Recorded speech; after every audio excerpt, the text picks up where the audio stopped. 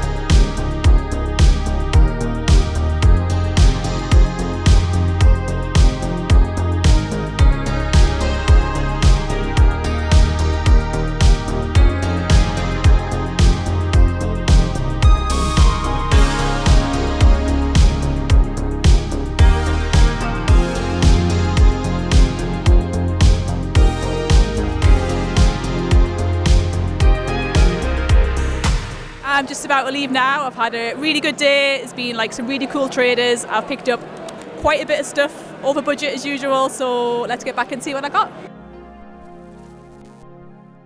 And welcome back to the Nerd Room. As you saw from the footage there, I was at NerdFest, which was like kind of a family event, so it did have a lot of cool retro gaming like stalls there.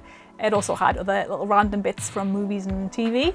And obviously there were some cars there, which was really cool, and some guests. So it was a really fun event and lots of cosplay there as well. So I feel like it was a good one for like, no matter who you were, it was kind of something for everyone, which is really cool. I was obviously there more for the retro gaming, and I usually pick up quite a few good deals at these kind of events. I think I spent £100 at this one, and I think I got some pretty good deals. So I will show you guys what I picked up. Starting with King Koopa from the Mario Brothers movie. I love this movie. I loved it when it came out. It's a cool classic now, so it's kind of cool that it is getting a bit more love these days. But I am trying to collect all of the figures. So I have Mario and Luigi already. Now I have this guy, who I actually bought from a fellow YouTuber called Geordie Retro Chasers. He had his own little stall there with some cool little bits on. So yeah, I think I got him for £3, so really good deal. I just need to get the other 3 to complete my set. Maybe it's the car one day, but I feel like I'm never going to get that. But it would be cool if I could. I'm just going to sit on my Ecto for now. Next up, I bought Resident Evil on the Xbox 360. This is the gold edition, so I've not actually played this one. I mentioned in my previous videos that I really love 1 to 3 and also 0 and Code Veronica. 4, I didn't mind, I quite enjoyed it, but I think from 5 onwards, the series has kind of lost me, sadly. But I've already played this one once, and I am currently going through all of the Resident Evil games again. So I feel like this time I will play the gold edition to see what kind of extra things are on this one. I don't know how I feel about this one. It was kind of fun. I don't really remember much about it. I just remember it kind of got a bit over the top with the action, and I wasn't really a huge fan of that. I will definitely give it another go, along with the 6, 7 and 8, which I don't know, wasn't a huge fan of. Well, I didn't mind some of the Leon levels in number 6, but yeah. Next up, I mentioned I'm collecting for the Wii U again, so I picked up these 2 for £5, I think. First one is Nintendo Land, which I think I've only played on a kiosk that we had at work when it was out. It's kind of a fun little party game. I don't know how much I'll actually play this one. Definitely one I'll only play with a friend. It looks kind of cool. I only remember playing a couple of little games on it. But yeah, I feel like with friends, this one will be quite a fun little game to play. And I feel like if you have a Nintendo system, you do have to get the Mario Kart game to go with it. So I picked up Mario Kart 8. I don't know if I played this one. Obviously, I mentioned in a previous video, they were obviously quite pricey when I had the Wii U system, like back in the day. I feel like I missed out a lot of the games, and I think this is one of them that I never picked up. So yeah, again, I think it's more of a fun one to play with friends, but I will definitely give this a go because I feel like it looks fun. Don't know if this one was any good at all, but it looks cool, so I'm looking forward to playing through this one. Next game is one I wanted since it came out back in the early 90s. I never got it for some reason. I don't know whether my mum was put off by the whole controversy around it, or I think it was quite hard to get anyway. Even when I was collecting in the early 2000s, it was one I never saw very often. And it's not super expensive either, it's just I rarely see it, and I rarely see it in good condition. And that is Night Trap on the Mega CD. Because I love my Mega CD. I had one when they first came out and I really enjoyed it. And this is one of the games that I never managed to pick up. I had a quick go to test it out and it looks kind of cool. from what I can tell from just playing it for a little bit, you control CCTV cameras, and there's a whole like story that goes on as you're flicking through the cameras. There's obviously people invading the house and you've got to obviously try and catch them, and I have no idea what I'm doing, so I kind of need to read the instructions to know how to actually play this game. But it looks cool. I'm excited to play through it. I'll try and film some little bits as well, because I feel like it's a cool game to kind of like watch play, because it's definitely something different, and I'm excited to play this one. I think it's on the Switch, but I don't know, I kind of want to get it for the original console, so yeah, I'm happy to play it on the original format. And in my last video I mentioned I really wanted to pick up some Mega Drive games here. That's kind of one of my main focus consoles this year, because it's what I play the most, and I feel like they've just aged so well, especially the 2D kind of platform ones. That's the ones I kind of want to pick up the most. This isn't one of them, but it is Home Alone, which I bought because I love the movie. I never owned this one at all when I was collecting. It's quite a hard one. Like, I tried to give it a quick go when I was testing it out. From what I can tell, you have to set traps in the houses around the neighbourhood to stop them getting fully burgled. It's quite tricky. I don't know how far I'll get through this one, but it's a fun game to play maybe at Christmas time. Yeah, I just wanted it because I have like a little Home Alone collection as well of random stuff. So yeah, it's not horrendous, but I don't think it was like an amazing game even when it came out. The next one I picked up is another one that I never had. I don't think I've actually played it either, and that is Jurassic Park. It looks really fun. Like, I had a quick go again to test it out, and it's got kind of a almost like a flashback type style to it, obviously with a bit more freedom, but I kind of got that vibe when I was playing it, and it looks really cool. I feel like it's a game that I'll enjoy quite a bit. It's definitely tricky from what I was playing. I think I need to kind of practice a bit of how to actually play this one.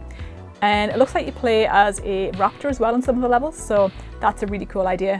Obviously, massive Jurassic Park fan. I was a kid during that era, so yeah, I'm really excited to play this one properly. Next one is one I had growing up, and that is Taz Escape from Mars.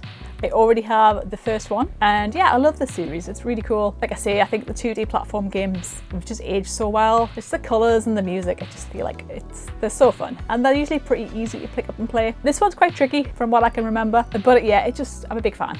I was obviously a big fan of the cartoon as well, so I'm really happy that I have picked this one up again. Another one I had when I was collecting is Castle of Illusion, which I thought you already owned, but yeah, I loved the whole Disney kind of series, so the Mickey games are always really cool. I prefer World of Illusion, but I do also love this one, and also Mickey Mania. Really love that one as well. I still need to get Mickey Mania, and then I'll have the Mickey ones that I had personally. But yeah, this is just a really cool game. I played through this one the other day. I got to the last level, and I don't know, I feel like it's quite easy until you get up to the last level, and then it's got really hard, and I died a lot. And yeah, I didn't finish it, so I was kind of good. So I need to play this again to finish it. But I love it. Again, it's the style of it and the music. It's just really fun. It's a really cute game. So I'm very happy to have this one back in my collection.